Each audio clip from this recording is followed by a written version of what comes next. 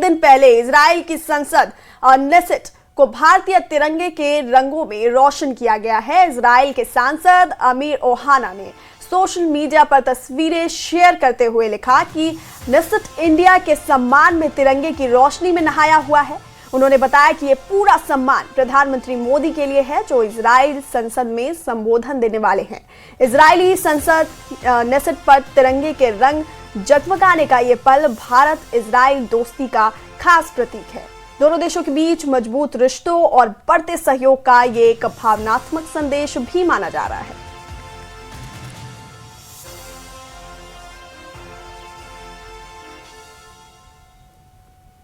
तो ये इजराइल की संसद की तस्वीरें आपको दिखा रहे थे अभी, जो तिरंगे के रंगों में रोशन किया गया है। इजराइल के सांसद अमीर ओहाना ने सोशल मीडिया पर ये तस्वीरें शेयर की हैं और लिखा है कि नेसेट इंडिया के सम्मान में तिरंगे की रोशनी में नहाया हुआ है। ये दो तस्वीरें हम आपको दिखा रहे हैं इजरायली संसद की, जहां जो तिरंगे के रंग में जगमगाया हुआ है। वहीं दौरे से पहले प्रधानमंत्री मोदी के दौरे से पहले किस तरह से तैयारियां की गई हैं, उसकी तस्वीरें हम आपको दिखा रहे हैं।